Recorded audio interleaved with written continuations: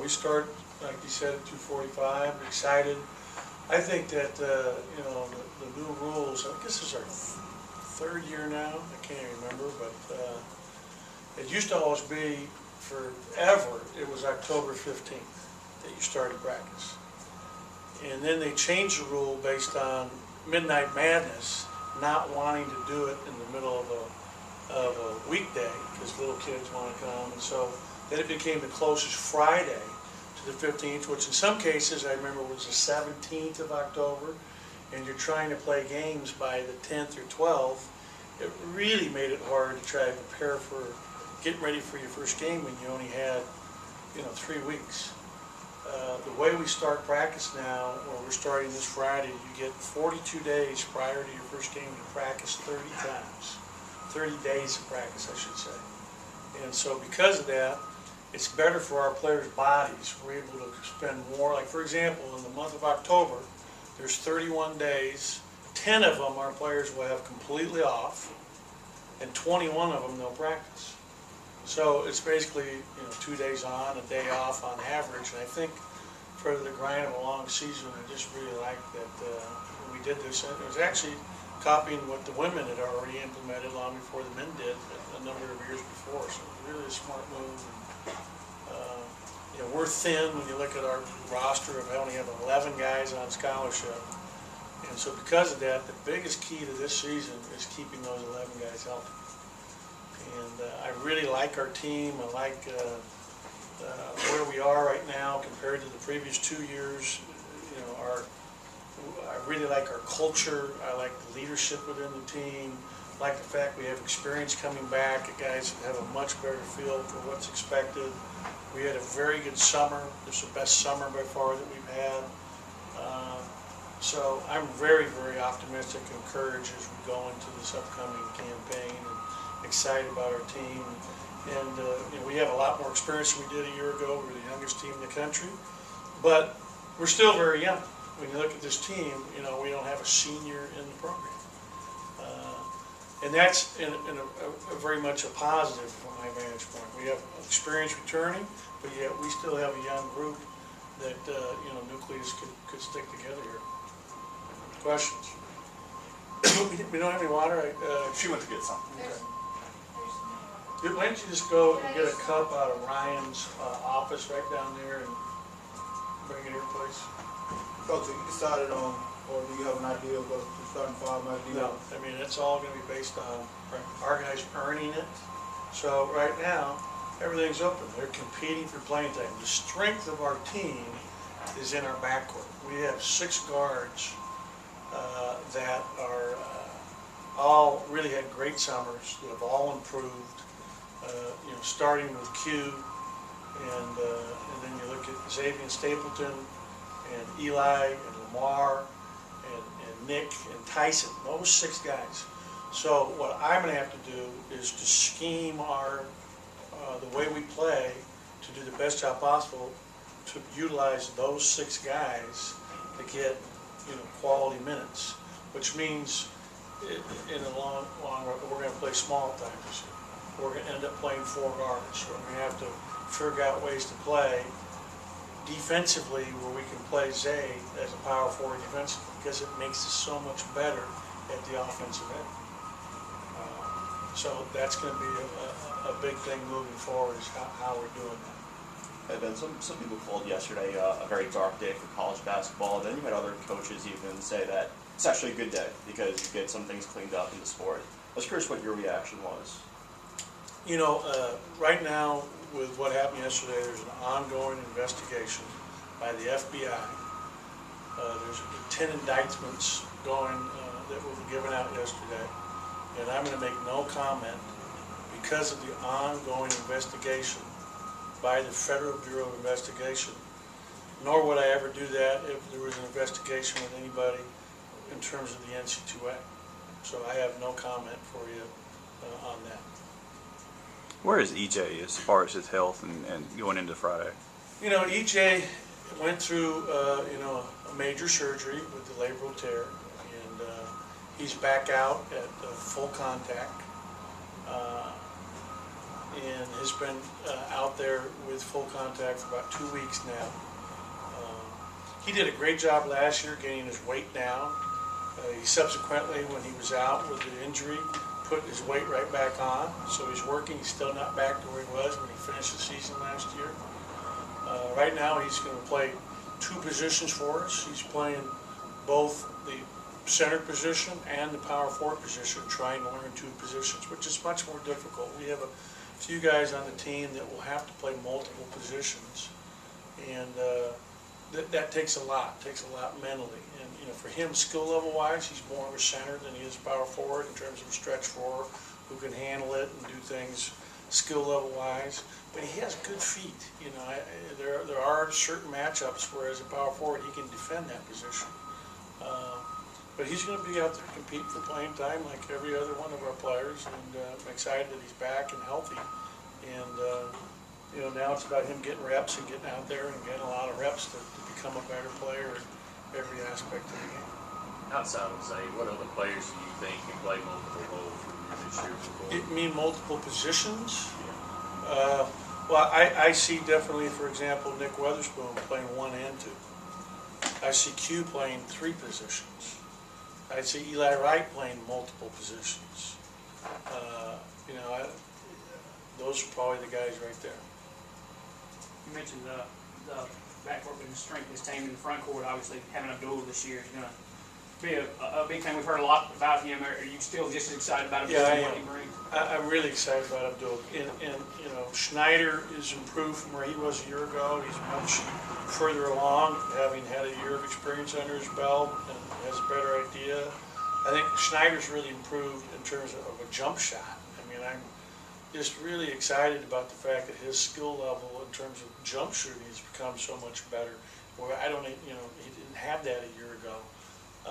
So our 5 spot between those 2 guys has really become a lot more solid, and we have a great tag team, keeping a fresh body in there at all times.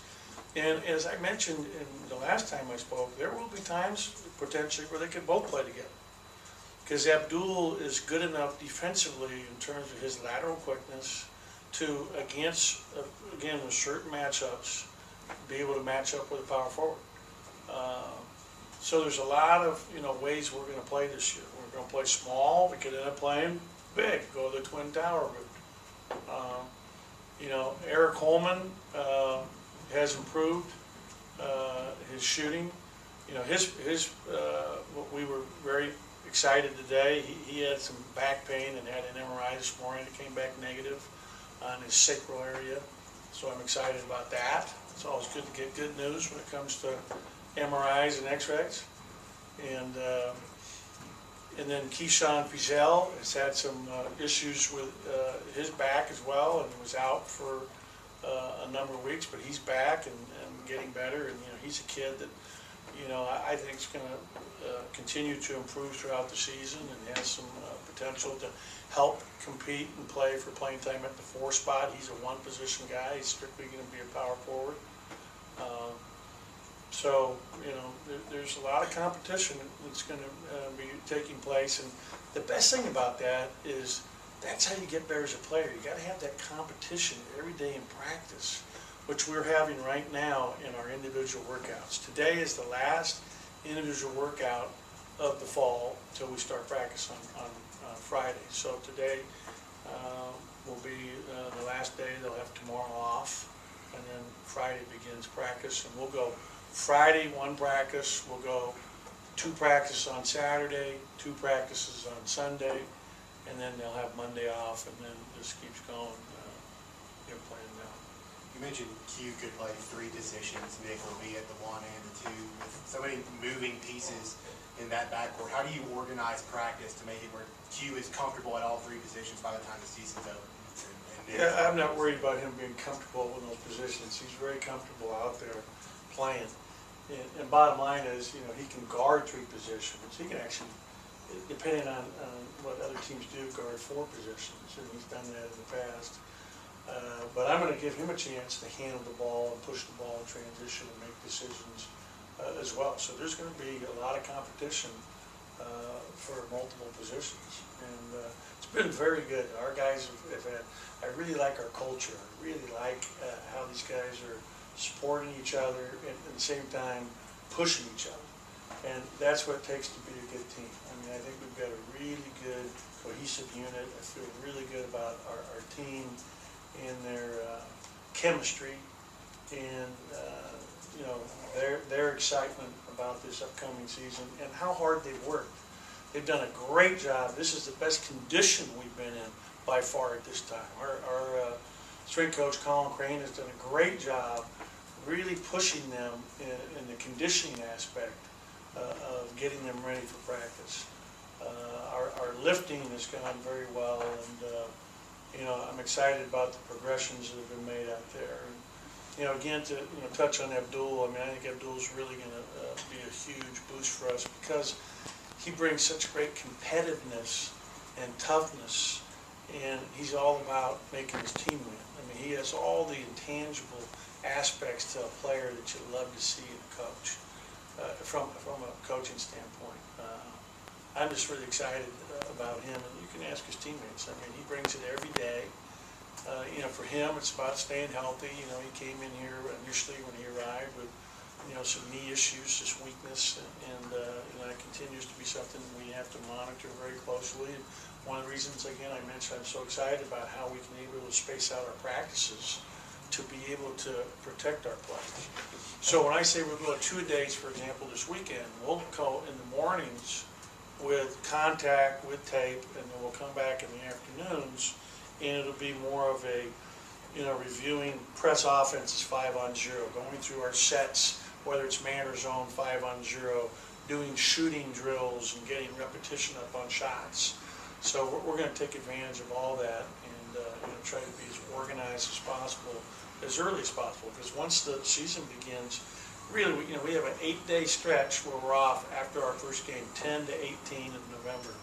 On that 18th, it becomes very difficult because we go 18, 20, 22, 26, 30, 4, and then we have finals, and then, you know, we're into going up to Cincinnati, and it just keeps going all the way to Christmas. So, I mean, this thing is getting ready to ramp up and begin real quick.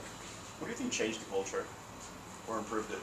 I just think part of it is our guys maturing, and I think that our guys are growing as kids, and I think, you know, just the personnel that we have right now in terms of everything fitting together and being unselfish and being about your team first and playing for each other. All the best teams that I've coached, at the end of the day, when the players are playing for each other, that's when you really get something special. That's when you get something going. And I see that in this group of guys right now, and that makes me feel really good about them. What do you like most about Xavier's progress, talking playing 2 positions, and how did summer conditioning help him? You know, he's number one progress because he's healthy. You know, you remember now, he was hurt upon arrival, coming up in knee surgery and transferred from Tech. He had the 2 ACL. He's actually practicing now for the first time without his brace. Now the doctor still wants him when we start going these 2 days to wear it for the first 2 weeks. But you know, his knee, so you know, tested out at 97.6% strength of his strong knee. It's actually stronger in one of the measurements. So I think he has a lot of confidence in that, and he's just gained a lot of skill level development over the summer and the spring, where I think he's a better shooter. The thing I'm most excited about with Zay's development, I think he's become a better passer. And I think from an offensive standpoint, he is a nightmare matchup for a 4-man on the other team. Because he can stretch the floor and shoot threes, and if you try to get out on him, he can go by you and make, you know, decisions behind you as it gets by you. So he's going to create a lot of havoc for teams defensively that have to match him at that position. Now, you know, he's 208 or 9 pounds right now. We like to get him to 212, so he's going to be. We're going to have to do different things defensively. One of them may be playing a little bit of zone, and that's something that, you know, I mentioned before, I'm not real fond of, but I'm going to make that adjustment so that we can play how we have to play to get our best players on the floor at the same time. And that's the job of the coach, is to get your best players out there together in the scheme and create so that it's possible. Time for one more question.